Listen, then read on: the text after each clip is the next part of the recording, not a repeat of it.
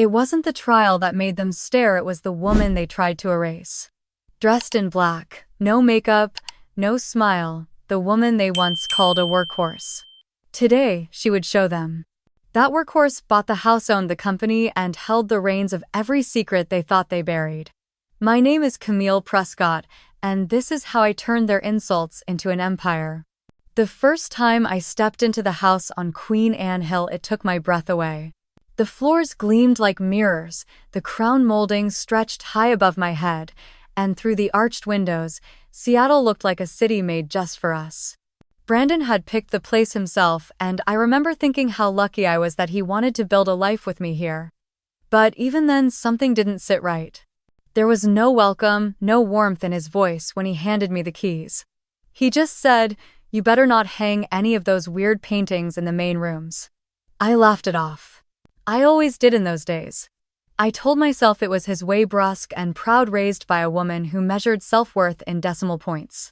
Judith Prescott, my mother-in-law, ran the social circuits in the Northwest like a queen on a throne she never earned but guarded fiercely. She met me at the front door with a glass of champagne I hadn't asked for and a smile that never quite reached her eyes. "You'll get used to it, dear," she said as she gestured toward the grand staircase. "Brandon's always had a vision. Don't get in the way of it and you'll do just fine." That was her welcome. And I took it. I told myself it was just nerves, that the Prescotts were just different from my family, who had built their lives out of patience and compromise, not legacy and leverage. Brandon gave me a corner room upstairs, said it could be my studio, but he made it clear that no one from outside would ever see what I painted. That wasn't part of the Prescott brand. He called my work quaint, a hobby, something to keep me from spending too much time shopping. Every month he transferred a fixed amount into my personal account like an allowance for a child. I stopped asking for more after the second argument. "You're like a workhorse, Camille," he said one night after I'd asked if I could invest in a gallery downtown. "You don't complain, you don't ask for much, and you stay in your lane. That's what I need. Not a damn visionary." I remember staring at him across the marble island in our kitchen, the one I wasn't allowed to decorate without clearing it through Judith. I felt heat rise in my chest, but I swallowed it. I always did. "It's just how he talks," I told myself. "He doesn't mean it," but over time I stopped believing that. Words like that don't come from nowhere, they come from belief. And belief, especially when wrapped in money and power, becomes concrete. Judith reinforced it every chance she got. She'd stop by unannounced, her perfume filling the hallways like a warning. If I wore jeans, she'd arch an eyebrow. If I cooked something too simple, she'd suggest a caterer next time. And if I mentioned my art, she'd change the subject faster than Brandon could shut down my questions about the company. "This house is Brandon's," she said once at brunch, even though I had hosted and cooked the entire meal. "It's in his name, of course. That's just how family estates are handled. No offense, dear, but that's why you married up." I smiled through it.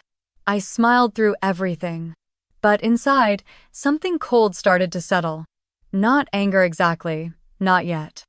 Just an ache that grew every time someone talked about my life like it belonged to them. Every time Brandon bought something new for himself without asking, while I calculated whether I could order more paint. I kept painting anyway. At night, after they all went to bed or left for charity dinners I was never invited to, I painted in silence, surrounded by the hum of a house that never quite felt like mine. I didn't show anyone what I was making. Not yet. In those early days, I still thought I could earn my place there. That if I played the part long enough, if I was quiet enough, agreeable enough, grateful enough, they would see me as more than just the girl who got lucky. I was wrong. But it would take me years to stop trying. One morning, not long after our 3rd anniversary, I found Judith in the living room directing movers to rearrange the furniture I had chosen for the guest suite. I hadn't been told she was coming. She handed me a swatch of floral fabric and said, "I'm thinking a softer tone in here. Something more Prescott." I didn't argue. I didn't say that I had spent weeks researching that room's design, trying to make it feel welcoming for guests we never had. I just nodded and walked away. I went upstairs, closed the door to my tiny studio, and stared at the unfinished canvas on the easel. It was supposed to be a field of wild horses, but all I could see now was a single figure in the center. A horse, yes, but burden tired, its eyes hollow. I picked up a brush and began again. The paint bled heavy that day, darker than I expected, and somewhere deep in my chest I felt something shift. Not loudly, not with fire. Just a quiet folding and a soft decision. If they were going to treat me like a workhorse, I would learn to pull more than they ever imagined. Most days the house felt like a stage set after everyone had left. Still and curated, stripped of any warmth. Brandon was always traveling, always chasing another deal, another acquisition for Prescott and King.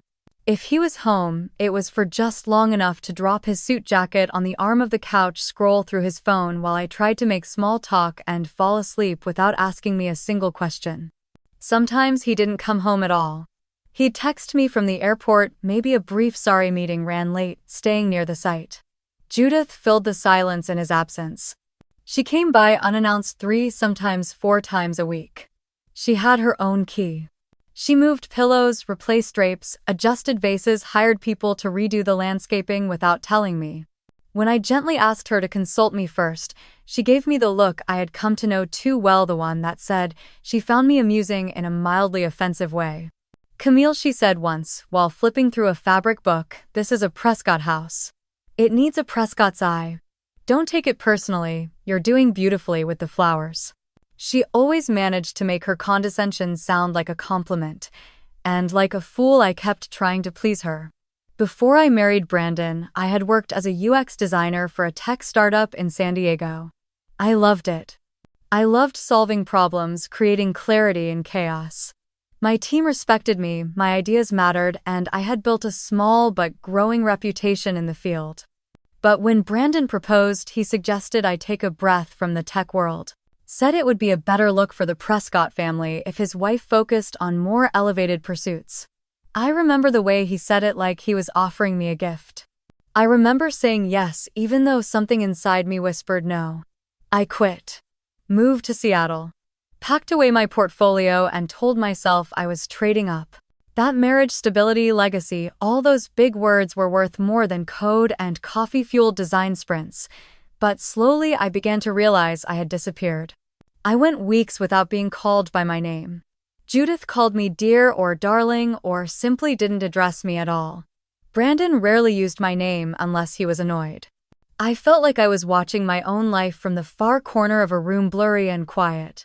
I stopped looking at myself in the mirror, stopped wearing makeup, stopped checking my email. Nobody was writing to me anyway. One night, after Brandon had canceled dinner for the 3rd time that week, and Judith had sent over a decorator to redo the guest bath without warning, I sat on the floor of the studio room. I stared at my old sketchbooks, most of them untouched since we moved in.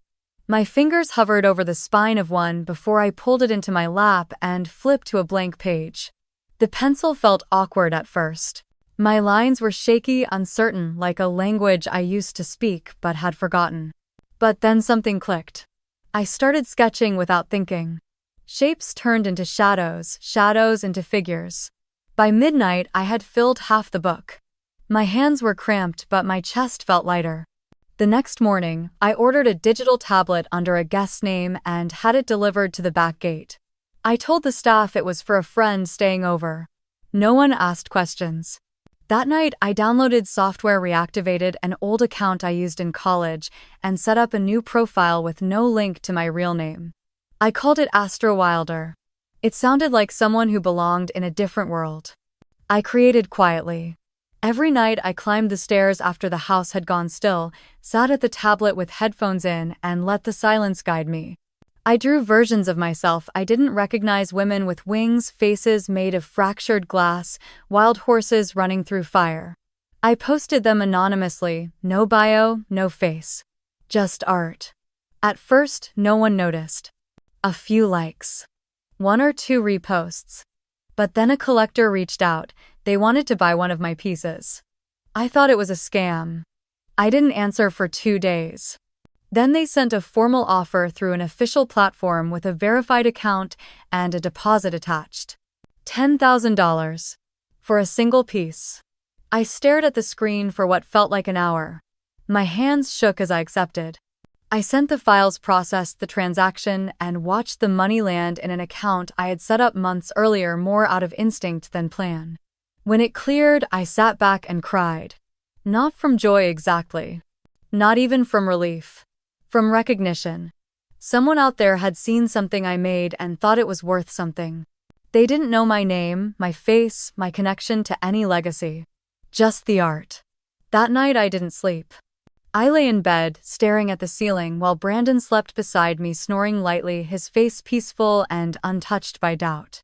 I turned to look at him once, wondering how we got here, how I had folded myself so small to fit into his world. I didn't hate him. Not yet. I just didn't know who he was anymore. Or who I was with him. The next morning I made eggs and toast like nothing had changed, but everything had. I had tasted something I hadn't in years. Freedom. It hadn't always been a fairy tale. Even before the wedding, there were cracks that I tried to patch over with hope and excuses. When Brandon first brought up the prenup, he did it over dinner at a steakhouse in downtown Seattle. He handed me a folder between courses like it was a menu. "It's standard," he said, barely looking at me. "Just legal stuff." My mother insisted. "You get it right." I didn't answer right away. I stared at the papers, skimming the dense paragraphs. Everything about it was skewed. No joint ownership of assets. No rights to the house we would live in. No share in the company's growth, no matter how long we stayed married. It outlined an allowance. The word actually appeared in writing. Like I was being adopted. I felt a coldness settle in my chest, but I didn't show it. Not then. I took the folder home and stared at it for hours, unable to sleep. The next morning I called someone I hadn't spoken to in a long time. Malcolm Green had been my father's closest friend before Dad passed. He had known me since I was 10, sent me birthday cards every year even after we lost touch. He was a lawyer, sharp and subtle, with a mind that moved like water through stone. When I told him what Brandon had given me, he didn't react right away. "You want to sign it?" he asked gently. "I don't know," I said. I think I don't have a choice." He was quiet for a moment, then said, "You always have a choice, Camille. Even if you think you don't." He looked over the agreement that night. Then he called me again. "It's a fortress," he said. "But there's one thing he didn't think about. If you're bringing assets into the marriage or earning anything independently during, that's still yours if we outline it properly. We can draft an addendum. Quietly. He won't even notice unless he reads every page. And if he does, then you'll know exactly what kind of man you're marrying." I hesitated. Malcolm didn't push. He sent over the revised document with the addendum included. It was simple, just 2 pages. It stated that any assets acquired through my personal creative or professional work would remain solely mine. It was fair. Barely a shield, but enough for someone like me to stand behind if everything went wrong.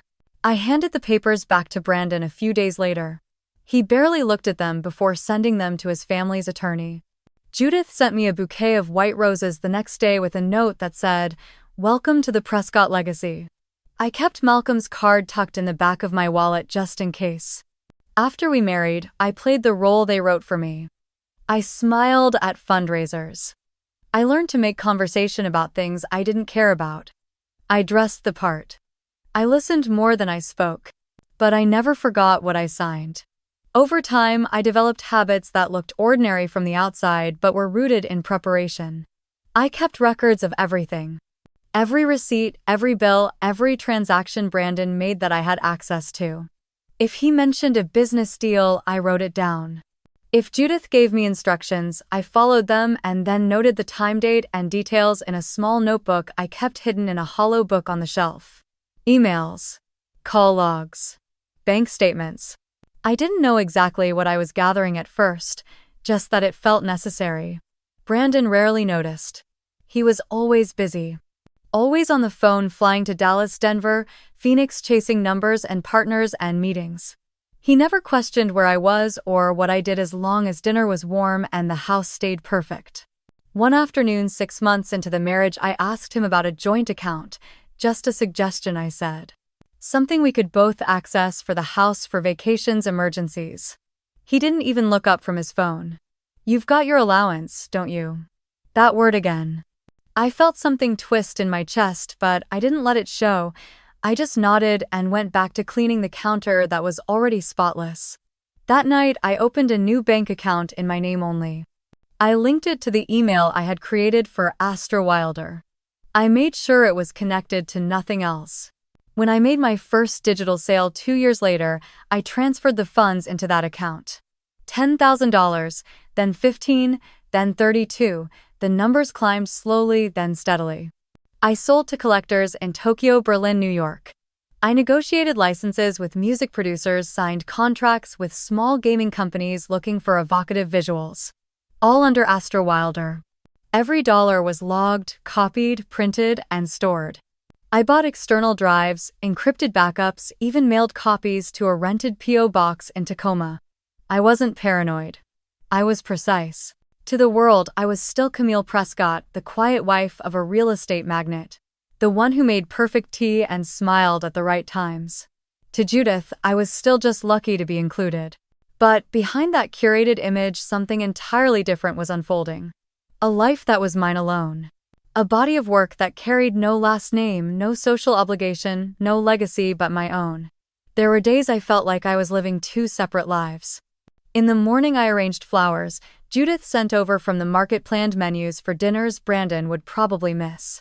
In the evenings, I created worlds. I drew things that frightened me, empowered me, things I couldn't say out loud. I watched my anonymous followers grow. Watched the value of my work climb with every repost, every review, every quiet message of admiration from people I'd never met. They didn't know who I was, but they saw me, and that somehow made all the difference. One night Brandon returned from a week-long trip in New York. He looked tired, annoyed. He tossed his bag onto the couch and loosened his tie. "We need to talk about expenses," he said. "The heating bill was ridiculous last month. And you're going through grocery money like we have 6 people in the house." I said nothing. Just nodded. He really looked at me for the first time in weeks. "Are you even listening?" I smiled softly. "Always." Then I excused myself, walked upstairs, and locked the studio door behind me. The screen glowed with a message from an agent in London. They wanted to feature Astro in an upcoming digital exhibition. The offer included a 5-figure commission and global streaming rights. I stared at the message, my fingers trembling. Then I opened the notebook from the hollow book and wrote down the date, the time, the details. If this was a game, I was done playing defense. I started watching him more closely after that night. Not with suspicion, exactly, not at first. It was more like curiosity. Like I was studying an animal that had always roamed in and out of the house without much notice, but now I wanted to understand the pattern of its movements. Brandon's travel schedule had gotten more erratic. He was in Miami every other week, sometimes for 2 or 3 nights, and the reasons changed each time. Site inspections, investor meetings, strategic partnerships. The words meant nothing. I nodded through them, smiled when he kissed my cheek goodbye, and wrote every detail down in the black notebook I kept tucked behind the mirror in my studio. One evening after he left for what he called a last-minute meeting in Dallas, I checked our shared financial dashboard. He didn't know I still had access. He thought he had locked me out a year ago when he switched everything to a new advisor, but I had learned long ago to keep a few digital doors open. I didn't find Dallas. I found Miami. A wire transfer for $1.6 million. The recipient was a real estate management firm based in Coral Gables. The memo field read build-out deposit, and the source account wasn't one of the main Prescott and King accounts. It was a subsidiary. I didn't recognize one that had only existed for 7 months. I copied everything. Screenshots, timestamps, routing numbers. I traced the LLC through a chain of holding companies until I landed on a name that made my throat go dry. Sienna Locke. I had met her once. A blonde in her early 30s with sharp red nails and a voice like syrup. She was Brandon's new executive assistant, hired barely 6 months earlier. I remembered the way she shook my hand at a charity event, the way she smiled at Brandon like they shared a private joke. "He's brilliant," she said to me, touching his arm just a little too long. "I've never met anyone with such vision." And I had smiled like I always did and excused myself to check on the silent auction. Now her name was tied to a Miami penthouse registered to a shell company connected to Brandon's business. I didn't need to guess what it meant. The numbers spoke for themselves. I didn't confront him. I didn't scream or cry or pack a bag. I went back upstairs, opened my tablet, and started drawing. That night I created a piece I called The Chasm. It showed two cliffs split by fire with a woman standing on one side, her face half in shadow. I posted it at midnight, and by morning it had been purchased by a collector in Berlin for $47,000. That was the first time I bought one of my own pieces. It felt strange at first, self-dealing artificial inflation, but I wasn't doing it to scam anyone. I was playing a game that had been stacked against me since the beginning. If Brandon could funnel money through holding companies, then so could I. If he could make Sienna into a hidden expense, I could turn Astro into a brand. I created multiple wallets, each registered under a different alias, each seeded with just enough ETH to make them look legitimate. I purchased a few pieces at rising prices, then let others join in. The attention grew fast. The art world loves a mystery. Who is Astro? Is she an AI, a collective, a ghost? No one guessed it was the quiet wife of Brandon Prescott, hidden away in a mansion on Queen Anne Hill, making digital flames out of her rage. The more I sold, the more offers came in. Licensing, merchandising, invitations to exclusive NFT showcases. I declined most of them. I didn't want to be visible. Not yet. But I kept every email, every contract, every proof of transaction. I had money now, real money. More than I ever imagined. So I started Astro Fund. Officially, it was a boutique investment vehicle designed to support emerging digital artists. In reality, it was a firewall. A place to store my earnings under a name no one connected to me. I registered it in Delaware, hired a firm in New York to handle the legal structure, and opened a private brokerage account. With the first $200,000, I bought tech stocks. With the next $500,000, I started acquiring quiet shares of Prescott and King through proxy firms. Nothing large enough to trigger alerts, just little pieces. Slivers. No one noticed. Why would they? I was still Camille, still the woman who organized floral arrangements and hosted brunches and thanked the chef for the catering Judith ordered behind my back. Brandon didn't see me anymore. He barely looked up when I walked into the room. His phone was always in his hand, his laptop open, his voice sharp when he spoke to staff, but lazy when he spoke to me. "You spend too much time upstairs," he said once while sipping bourbon. "You should get out more. Do something useful." "I'm working on something," I said. He laughed. "Please don't tell me you're still playing with that tablet." I said nothing, just walked away. A week later, I sold a piece called Tethered for $350,000 to a collector in Singapore. It was a dark piece, all jagged edges and smoldering light. It made the rounds on every art blog that month. One even called it a masterpiece of modern feminine rage. I took that money and bought a larger stake in the firm that handled Prescott and King's vendor contracts. By the end of the quarter, I had controlling interest in 2 of their preferred subcontractors. All on paper. All legal. It had taken me nearly 10 years, but I had built something real. Not just an art brand. A position. A shield. A weapon. I wasn't sure yet how I would use it. But I knew the moment was coming. It came on a Saturday afternoon, dressed in champagne flutes and faux laughter.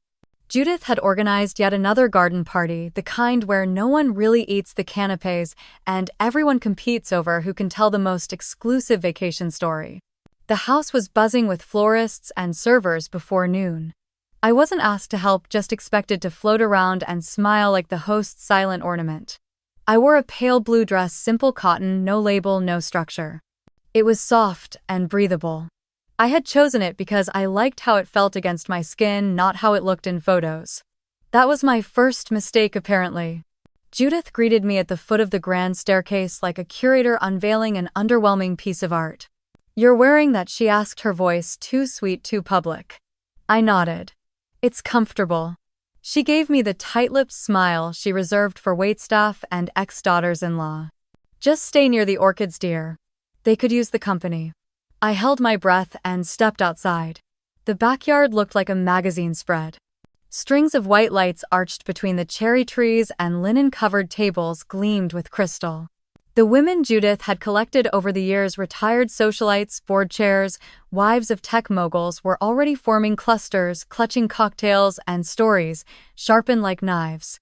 I moved quietly, as I always did. Smiled, nodded, said the right things. Until one of them turned to me, eyes sweeping over my dress. "Oh my," she said with a tilt of her head, voice carrying just loud enough for the group to hear. "I almost asked you to get me another glass of wine. You look like the help trying on the ladies' clothes." Laughter followed. The kind that stings more because it's masked as polite. I felt my neck burn. I met her eyes and smiled thinly. Must be the lighting. Judith laughed too, a full-bodied laugh she rarely gave even Brandon. That was the part that made something inside me shift for good. Not the insult, not the laughter, but the fact that Judith enjoyed it. That she wanted me humiliated. In her mind, I wasn't just beneath her. I was disposable. I stayed for another hour, not because I had to, but because I wanted them to see I wouldn't flinch. I walked through the crowd, offered polite comments on centerpieces and weather forecasts, and took mental snapshots of every face that looked at me like I was furniture with a stain they hadn't authorized. By sunset, the guests were gone and Judith was inside reviewing flower arrangements for an upcoming gala. I walked upstairs, stripped out of the blue dress, folded it neatly, and tucked it into the back of my closet. Then I opened my laptop and called Malcolm. "It's time," I said. He didn't ask what I meant. He just said, "I'm ready." We met 2 days later in a quiet office above a bookstore in Fremont. Malcolm had already drafted the documents. A new series of silent acquisitions routed through Astro Fund and a third-party investment group he had helped establish. The goal was clear. Gain controlling interest in the 3 vendor firms Prescott and King relied on most. It wouldn't give me Brandon's title, but it would give me power. The kind that can't be taken away with a signature. "We can finalize this within 3 weeks, Malcolm said, sliding the papers across the desk. "But once this is in motion, there's no walking it back." I signed. I walked out of that building feeling taller than I had in years. The air was sharp, crisp, full of movement. I wasn't just surviving anymore, I was shifting the ground beneath them. Back at the house, Brandon didn't notice a thing. He had just come back from another Miami trip and was in the kitchen complaining about a broken wine fridge. I made a note of the delivery confirmation for a gift Sienna had signed for. A silver watch, $14,000. Charged to a corporate expense account labeled client retention. That night, I painted a new piece. It was unlike anything I'd done before. Bold, jagged, pulsing with heat. I called it the Stallion. It sold in less than 6 hours for $190,000. The buyer was anonymous, but I recognized the crypto tag. They had purchased 3 other pieces under different aliases. I created a folder named Leverage and placed all documentation inside. Asset transfers, artwork, sales, fund movement, shell acquisitions. I made copies. Uploaded one to an encrypted drive. Mailed another to a PO. Box under a name no one knew. The next morning, Judith called to ask if I would assist with a luncheon for a visiting senator's wife. "I'm not available," I said. She paused. "Is something wrong?" I smiled as I looked over the email confirming our final vendor acquisition. Not at all. For the first time, I didn't feel like I was lying. I was no longer pretending to be what they needed. I was building an exit. Not the kind with tiers and boxes, but with documents and equity. Let them think I was still theirs. Soon they'd learn the difference between owning a house and owning the ground it stands on. The courthouse smelled like lemon disinfectant and old wood. Cameras lined the steps outside, voices humming in microphones, names whispered in low excitement. Brandon Prescott's divorce had made the news the moment I filed. Not because anyone cared about me, but because Brandon was the face of a multi-million-dollar development empire, and scandal made for good viewership. I walked in wearing black. No jewelry, no makeup. My hair pulled back, simple. Quiet. Judith sat in the front row, already wrapped in pearls and smugness, surrounded by women who used to laugh at my quiet clothes and empty title. I felt their eyes sweep over me. I didn't flinch. The judge called the room to order. Brandon sat across the aisle, crisp suit, clean shave, flanked by his attorney and publicist. He didn't look at me. I didn't expect him to. His lawyer opened with pleasantries. He spoke of Brandon's contributions to the city, his business acumen, his philanthropic efforts. There were nods from the gallery. I waited. Then came the twist. The lawyer turned toward me and said I had made no significant contributions during the marriage. That I had no independent income. That the lifestyle I enjoyed was funded solely by Brandon. He spoke in numbers, spreadsheets, vacations. I never took jewelry I never wore. I sat still. Finally, Brandon stood. He wasn't supposed to speak yet, but he rarely followed rules. You know what it's like, he said, his voice relaxed and rehearsed. To live with someone who never asks for more. It's like having a workhorse. Easy to ride, easy to feed, and they never wander off. Just stable, predictable. Not flashy, not demanding. He smiled, waiting for the room to laugh. And it did. A ripple of polite chuckles rising into louder amusement. Judith didn't laugh at first.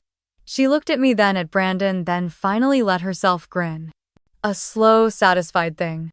My stomach turned, but I kept my face calm. I folded my hands and looked down, letting them believe they had silenced me. The lawyer leaned into it. He called me dependent, unambitious. A housewife with hobbies. He said the prenup made clear I had no claim to Brandon's estate and that my attempt to fight it was a waste of court time. He called my petition a desperate play by a woman unwilling to accept the end of a generous arrangement. More nods. More whispers. Somewhere in the room, a camera clicked. I wondered how I looked on the live stream. When the judge asked if I had anything to say, I stood slowly. Your Honor, I said, my voice steady, I would like to present evidence. Brandon laughed. Not loudly, but enough. His lawyer smirked. Judith shifted in her seat, arms crossed like a teacher waiting to correct a student. Malcolm walked forward from the bench behind me. He held a small black USB in his hand, handed it to the court clerk, and stepped back. The judge nodded. Proceed. The courtroom screen flickered to life. I walked toward the front and stood beside the display. The first image appeared. A digital painting, dark, moody, electric. Then another, then another. Faces. Wings. Chains breaking. A woman walking through fire. Each one carried a small signature in the corner. Astro Wilder. The room changed. I kept speaking. These works, I said, are mine. Created between the years 2017 and 2024. Each one sold under a verified pseudonym. Each sale logged and traceable. Every payment legally transferred into accounts owned by me under the name Astro Fund. Brandon sat back in his chair, arms crossing tightly now. His lawyer's mouth opened slightly. I showed account statements, licensing contracts, magazine features, international sales logs, auction reports. All under Astro Wilder. All linked to me. I kept my voice calm. Controlled. While my husband traveled, I worked. While I was dismissed as a housewife, I built a portfolio that now funds artists across the world. Every asset tied to Astro Wilder is mine. Every dollar is documented. Every purchase legal. I turned to the judge. I am not requesting half of Mr. Prescott's estate. I have no need for it. I paused, letting the silence breathe. What I seek is recognition. And the truth. The judge looked down at the screen, then at the USB. He asked if the defense had any objections. Brandon's lawyer hesitated. We weren't aware of this, Your Honor. We request time to review. Denied, the judge replied. This evidence is admissible, and it appears you had ample opportunity to inquire into Mrs. Prescott's financial activity. I glanced at Brandon. He was no longer smiling. Judith looked frozen. I returned to my seat, my legs steady, my breath even. It was just the beginning. The next slide appeared on the screen, and with it my voice grew stronger. Here's a list of completed sales under the name Astro Wilder, I said, motioning to the figures that now glowed in sharp contrast above the courtroom. Each transaction is verifiable through blockchain history, each purchase tied to my work, and each dollar earned transferred into legal accounts under my name. Not Brandon's, not Prescott and King's mine. The numbers were staggering. 275 pieces sold in 6 years, multiple works reaching six-figure bids. One recent sale clocking at $640,000 to a private collector in Tokyo. The room had fallen into a thick silence. Even the bailiff had stopped shifting. I clicked again. Here are my contracts, I continued. Licensing agreements with music labels in Los Angeles. Visual design partnerships with global ad agencies. This one, I gestured, is an exclusive NFT collection commissioned by a New York fashion house last year. It sold out in under 48 hours. Then came the Forbes slide. A quote from a recent feature article titled "The Hidden Women of Digital Art." The writer didn't know who I was, but they called Astro one of the most important visual voices of the decade. The quote hung there in the air. Her art is rage wrapped in elegance, a rebellion disguised as beauty. Someone in the gallery let out a quiet gasp. I didn't turn to see who. I am Astro, I said clearly. I created every piece. Every line, every light, every fragment of fire. While Brandon dismissed me while Judith told me to focus on flower arrangements, I was building a life that didn't need their permission. Judith had gone pale. Her fingers clutched her purse like it might anchor her to something real. Brandon finally leaned forward. That's not possible, he muttered. But I wasn't done. I turned back to the screen and advanced again. These are the registered crypto wallets tied to Astro. Here I showed the unique identifiers. And here is the legal registration for Astro Fund, the entity that holds and manages all related income. I am the sole owner, sole director, and sole beneficiary. I didn't ask for this hearing to beg for scraps, I said calmly. I'm not here to argue about allowances. I'm here to state for the record that I never needed what Brandon built. I built something else. Something bigger. Something mine. The judge adjusted his glasses. He looked down at the printed report his clerk had handed him. Is the evidence presented in order, he asked. Yes, Your Honor, Malcolm replied. All authenticated and time-stamped. Additional copies have been submitted to the court and opposing counsel. Brandon's lawyer stood. Your Honor, we request a recess to review the material. Request denied, the judge said, eyes still on the screen. You had ample time for discovery. This court accepts the evidence as submitted. Brandon looked like he was going to stand but thought better of it. He slumped back, jaw tight, eyes unreadable. I could have stopped there. I had proven my financial independence. I had dismantled the narrative of the dependent wife. But I wasn't finished. Your Honor, I said, my voice lower now but still clear. There is a second component I would like to present. The judge tilted his head slightly. Please continue, Mrs. Prescott. I nodded and turned back to the screen. A new file opened. This is a copy of a real estate transaction dated May 2023, I said. It shows the purchase of a property located at 647 West Highland Drive, Ive. A 5-bedroom, 4-bathroom home purchased for $4.7 million. The funds were transferred from Astro Fund directly. The deed is in my name, solely. That is the residence Brandon and I currently live in. I paused, letting that settle. When he called me a workhorse, he said I was easy to feed, easy to house. But I own the house. A murmur moved through the courtroom. The judge raised a hand for silence, but even he looked shaken. Brandon's mouth moved, but no words came out. His attorney leaned in, whispering quickly, but he waved him off. Judith sat back, her face frozen. A single bead of sweat rolled down the side of her cheek, disappearing into her neckline. I turned away from the screen and faced the judge. All of this is documented. All of it was legal. I am not contesting the prenup. I'm not asking for a share of Brandon's company. I don't want spousal support. I have more than enough. But the truth matters. And for 10 years I was treated like someone who brought nothing into the marriage. Like I should be grateful for scraps. Like I was lucky to be tolerated. I looked over at Brandon then. You thought I was invisible.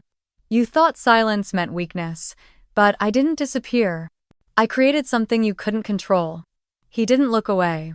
The courtroom sat in complete stillness. Even the reporters had stopped typing. I stepped back, folded my hands in front of me, and returned to my seat. The judge cleared his throat. "We will take a brief recess to reconvene in 20 minutes. The gavel struck once. I didn't move. I sat with my spine straight, eyes forward as the room emptied around me. The second part was coming. Under the courtroom lights, I turned back to the screen and loaded the next file without hesitation. My hands didn't shake. My voice didn't tremble. I had rehearsed this moment so many times that it had become muscle memory. But now it was real, and nothing about it felt like a performance. It felt like truth finally being allowed to speak. "Your Honor," I began, "I would like to now address the matter of the marital residence currently located at 647 West Highland Drive." The gallery leaned forward. Even the judge sat a little straighter. "This house, which has been referred to publicly and in Mr. Prescott's own press materials as the Prescott Estate, was purchased on May 12, 2023 for $4.7 million. The payment was made in full with no mortgage through a wire transfer sourced from a corporate wallet belonging to Astro Fund." I clicked to the next slide. The screen showed the official closing statement from the real estate firm, the routing details, and the name on the title. My name, Camille Prescott. I continued. Mr. Prescott was not involved in this transaction. He did not fund, authorize, or co-sign any document related to the purchase. The property was acquired entirely through assets generated by Astro Fund, which I have already established is wholly owned and operated by me under the pseudonym Astro Wilder. I advanced to the next screen, this one showing the blockchain transaction record. The wallet ID matched the financial statements previously entered into evidence. The funds originated from a verified crypto wallet tied directly to Astro Fund's registered accounts in New York. Each cent of this transaction was earned through the legal sale and licensing of my artwork and was never commingled with community property. I turned toward the judge, letting the screen hang in silence behind me. "As outlined in our prenuptial agreement, which remains binding and fully enforceable, any independently earned income or property acquired during the marriage remains the separate property of the earning spouse, unless commingled." Brandon's lawyer stood clearly agitated. "Your Honor, the defense has not had sufficient time to verify the authenticity of this documentation. We request a delay to assess the legitimacy of these claims." The judge didn't even glance up as he spoke. "Request denied. The documentation appears thorough and professionally validated. Your team was given the opportunity during discovery to investigate all financial assets. That time has passed." Malcolm stood and added, "We're prepared to provide not only the notarized deed but the certified wire receipt, escrow closing file, and the recorded title transfer document showing Mrs. Prescott as the sole legal owner. All submitted to the court in accordance with pretrial procedure." I looked toward Brandon then. He hadn't spoken since I'd resumed. His face had gone from smug to flushed to hollow. His lawyer leaned in to whisper something again, but he just kept staring at the floor. I walked back to the center of the room. This house, the one Brandon called his in interviews, the one where Judith held parties and told me not to move the pillows unless I had approval, was never his. It was never theirs. It was mine. I had purchased it in full using funds I earned alone while being called a burden, a dependent, a workhorse. The irony is almost poetic. There was no laughter this time. The judge asked calmly, "Mr. Prescott, do you have any documentation showing financial contribution to the purchase of 647 West Highland Drive?" Brandon's voice was quiet, raw. "No, Your Honor." The judge nodded. "Then, the record will reflect that the property is to remain the exclusive, separate asset of Mrs. Prescott, not subject to division under the terms of the marital contract." Judith let out a low, involuntary sound. A muffled gasp, like someone trying to swallow back a scream. I turned to look at her. Her face had lost its color. The pearls around her neck sat heavy now like a collar. She shook her head. "That house is ours," she whispered, mostly to herself. I took a breath and said the words I had waited 10 years to speak. "The house you've entertained and judged me from, dismissed me within, was bought by the woman you never saw. The one you laughed at. The one you thought was lucky to be there. Judith stood halfway as if to object, but then slowly sank back into her seat. There was nothing she could say that wouldn't make it worse. The judge cleared his throat. We will enter this into the official property ledger and move forward accordingly. Unless the defense has additional objections, Brandon's lawyer glanced at him, then sat back down without saying a word. I walked back to my seat. My heels didn't click. My pace was even. My hands remained at my sides. It wasn't anger carrying me anymore. It was clarity. Brandon leaned slightly toward his attorney. I didn't hear what he said, but I saw the panic start to creep into his features. His empire was crumbling faster than he could stop it. And still I wasn't done. As I sat, I reached into my folder, pulled out one more document, and placed it gently on the desk beside me. Because the house wasn't the only thing he never really owned. I rose again, this time holding a smaller folder in my hand. My pace was calm, almost slow, as I returned to the center of the courtroom. I didn't need the screen anymore. The facts were no longer just images. They were weight. Your Honor, I said, I would now like to present the final set of documents. I handed the folder to the clerk, who passed it to the judge. Inside were 12 pages. Each one a nail. These are internal transfers conducted through shell companies affiliated with Prescott and King. They show the diversion of funds over a 3-year period beginning in 2021. Most notably, transfers directed to a private account held in the name of Sienna Locke. At the mention of her name, Brandon's head snapped up. The judge raised an eyebrow. The total diverted over that period, I continued, amounts to just over $2.4 million. The transfers were fragmented, disguised as consultant fees and off-ledger marketing contracts. However, the destination remained consistent. I walked slowly to the defense table, stopping several feet from where Brandon sat. The account is registered in Miami at a private bank favored by international investors seeking discretion. What makes this relevant to today's proceedings, Your Honor, is that the funds used to pay for a penthouse registered under a corporate subsidiary of Prescott and King were drawn directly from that account. Brandon's lawyer stood. This is speculative, Your Honor. These documents haven't been authenticated in discovery. Malcolm stood calmly behind me. They were authenticated. Copies were submitted to the U.S. Attorney's Office on April 5, 2024. The originals are part of an active investigation. The room stirred. The judge looked sharply at the gallery. Is a representative of the U.S. Attorney's Office present? A tall man near the back of the courtroom stood. Square shoulders. Federal badge visible at his hip. Yes, Your Honor. Assistant U.S. Attorney Paul Whitman. These documents were received in full 3 months ago. Our office has been conducting a joint investigation with the Financial Crimes Division. Charges may include corporate fraud, wire fraud, and money laundering. The air changed. It wasn't tension now, it was fear. Brandon stood so fast his chair toppled backward. You lying snake, he shouted across the room. This is all fake. You set me up. Court officers moved quickly. The judge slammed his gavel. Mr. Prescott, you are out of order. Sit down or you will be removed from this courtroom. She's nothing, Brandon spat. She was nothing before me. The judge signaled the bailiff. Remove him. 2 officers approached.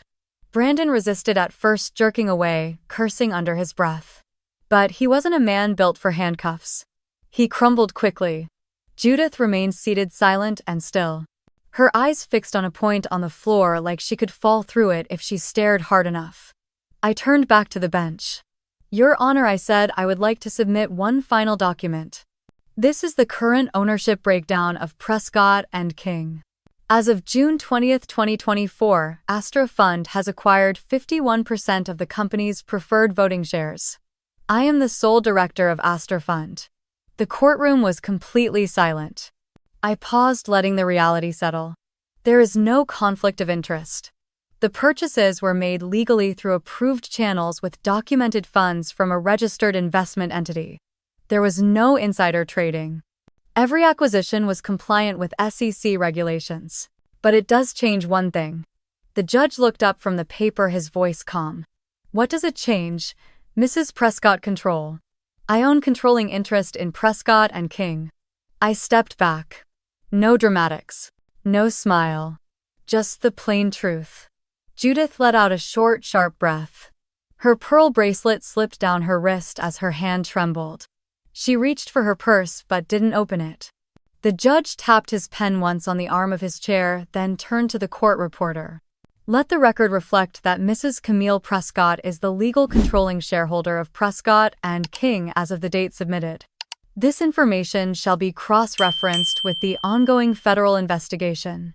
He looked to Whitman. Will your office be issuing any additional statements? Not at this time, Your Honor, but the court can expect formal notice of indictments in the coming weeks. The judge nodded.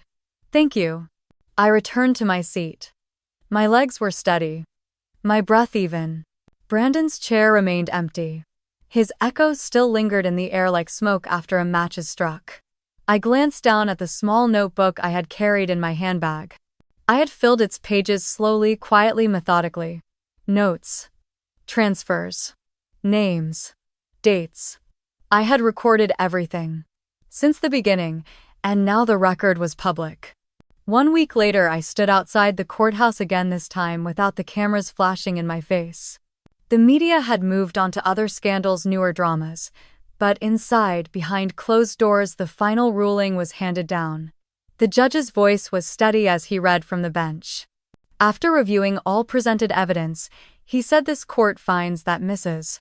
Camille Prescott is the sole legal owner of the residence, located at 647 West Highland Drive, purchased with independently earned income and protected under the terms of the prenuptial agreement. He paused only briefly before continuing. Additionally, the court recognizes the full enforceability of said prenuptial agreement, which clearly states that assets acquired individually by either party are not subject to division. Therefore, Mrs. Prescott retains full ownership of all earnings accounts, investments, and intellectual property derived from her work as Astro Wilder, including all assets held within Astro Fund. I didn't move. I just listened. The judge went on, outlining the civil consequences first. Brandon would receive no claim to any portion of my holdings. He had filed for partial stake in the artwork and in Astro Fund's investment accounts, citing marital support and implied partnership. All of it was denied. Then came the criminal consequences. In light of the financial documents presented and in coordination with the U.S. Attorney's Office, this court will refer the matter of Mr. Prescott's financial conduct for criminal prosecution.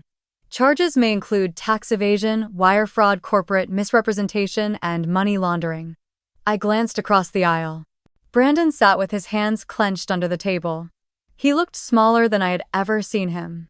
The judge wasn't finished. Furthermore, based on documentation showing unreported income and undocumented payments through company subsidiaries, the court recommends that Miss Judith Prescott be investigated for failure to report taxable benefits. The Department of Revenue will be notified regarding undisclosed gifts and financial transfers totaling over $900,000 between 2020 and 2023. Judith didn't speak. Her lips pressed into a thin line. Her pearls looked heavy now, dragging down her neckline like chains. And finally, the judge turned toward me. As of today, this court affirms the legitimacy of Mrs. Prescott's acquisition of controlling interest in Prescott and King. Her position as majority shareholder and legal managing partner is to be recognized and recorded. All relevant documents have been reviewed and authenticated. Malcolm placed his hand gently on the back of my chair. A quiet signal. It was done. As the ruling concluded, a marshal stepped into the courtroom. He approached Brandon, calmly leaned in, and whispered something. Brandon's face blanched. He stood slowly, but he didn't fight this time. The moment the judge struck the gavel, the marshal placed him under arrest. The cuffs clicked around his wrists, and for the first time, the man who once towered over boardrooms and belittled my dreams was led quietly out through the side door. The courtroom didn't applaud. It didn't gasp. It was just still. I stood and gathered my things. No entourage, no headlines, just me. Outside, the sky had shifted. That soft Seattle gray light spread across the pavement like a calm breath. A reporter stood across the street holding a microphone but not approaching. Her cameraman just filmed quietly as I walked to the black sedan waiting at the curb. Later that day, headlines started to spread across the news cycle. Workhorse owns the empire. I saw it on every screen. Talk shows, blogs, even financial journals. The phrase stuck. It was everywhere by nightfall. Judith released a statement through a publicist that same afternoon. She claimed no knowledge of her son's misconduct. She referred to me as her former daughter-in-law with whom she had limited contact. It was short, cold, almost clinical. Within 72 hours, the Department of Revenue had already opened an audit on her. She stopped appearing in public. Brandon was denied bail. I didn't celebrate. There was nothing joyous about what happened. Nothing clean or triumphant. It was justice. It was what happens when you spend years documenting every moment someone tries to erase you and you refuse to be erased. The following week, I walked through the door of the office building I now owned 60% of. The gold lettering on the wall still read Prescott and King, but that would change soon. The staff was quiet as I passed through the halls. Some nodded, some looked away. Others looked at me like they were seeing something they hadn't before. Not a wife. Not a woman behind a man. But the architect of everything they didn't see coming. I stood in the conference room where Brandon once held court. I placed my notebook on the table and opened it to the first page. The ink had faded from the earliest entries, but I could still read the handwriting. January 10, 2014. Prenup signed. Addendum submitted by Malcolm Green. No objection.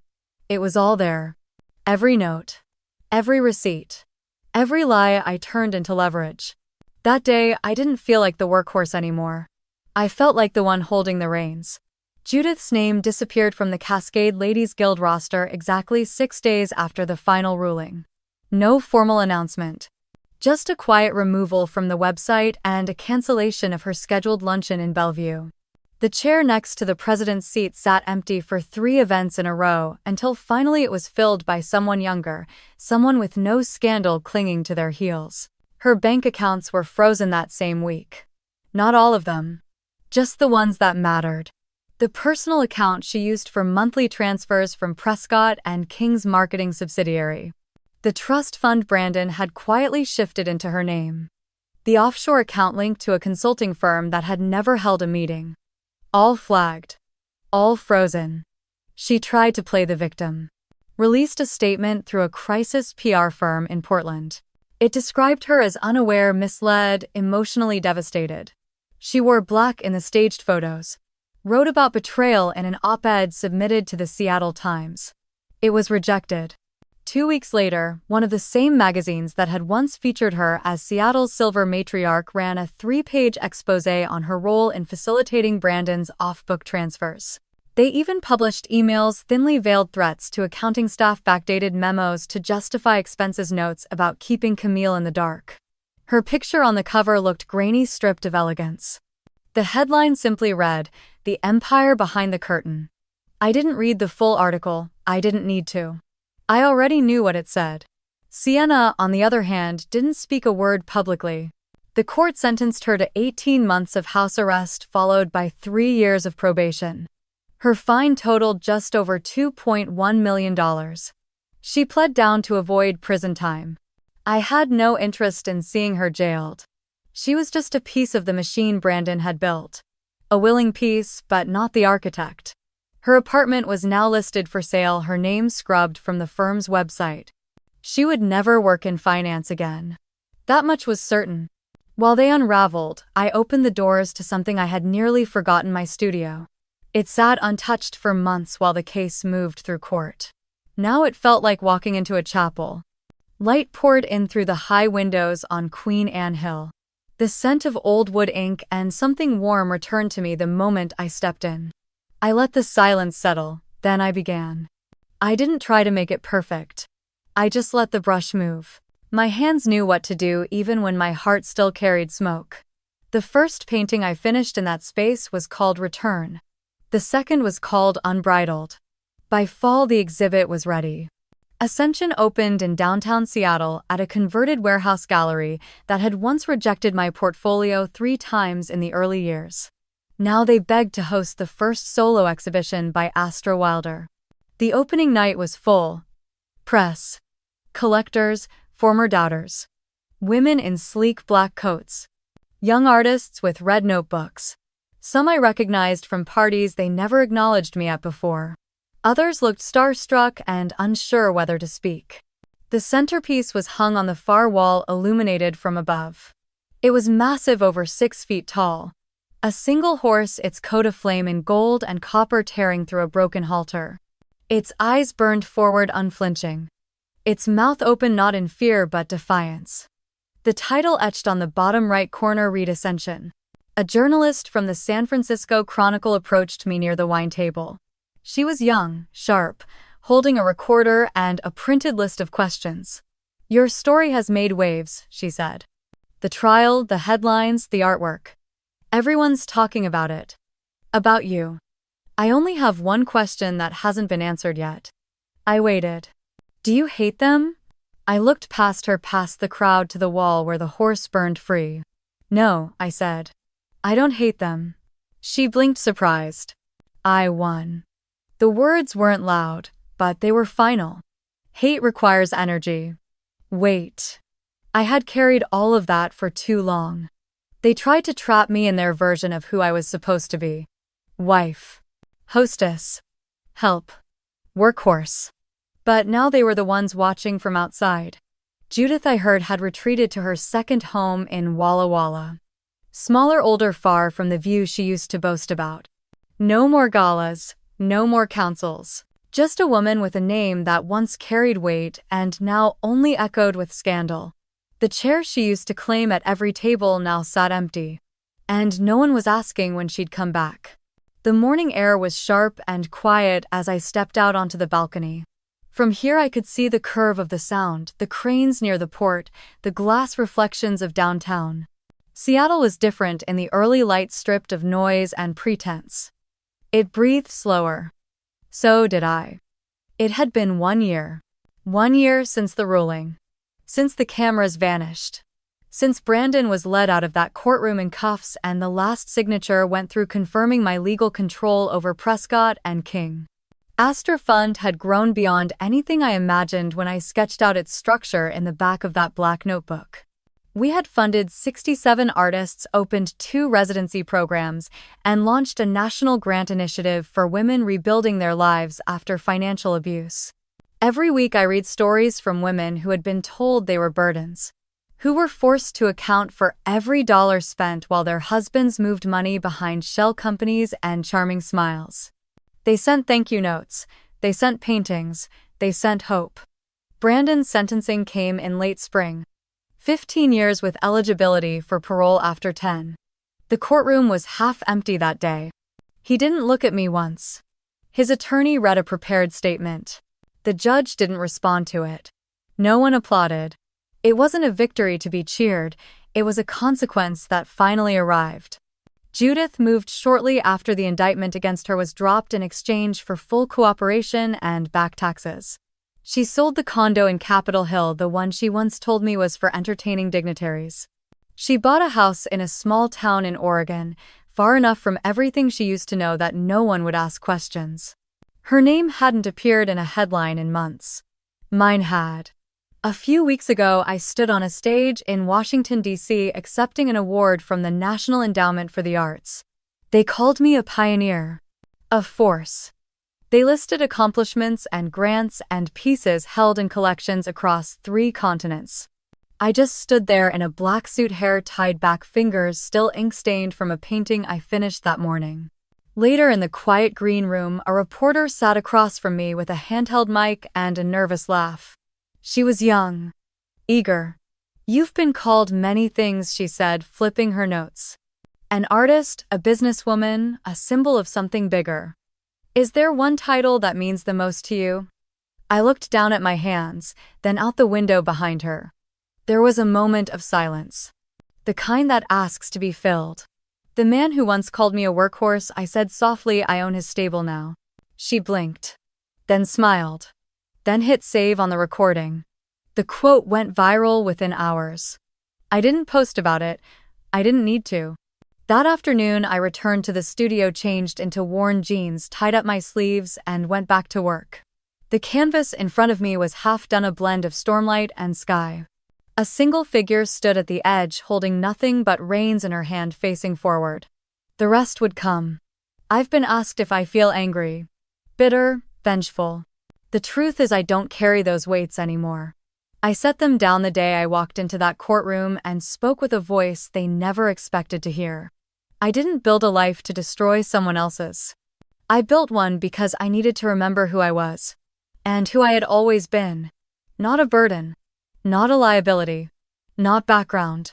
But the main character in my own story.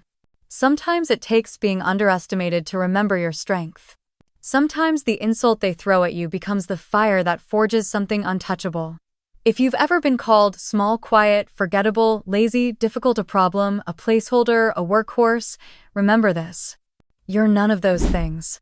You're potential waiting to be unleashed. And sometimes the best kind of revenge is simply to become everything they said you never could be. Have you ever been underestimated? Leave a comment, share your story, and subscribe to this channel for more voices like mine. You never know whose reins are about to be handed back.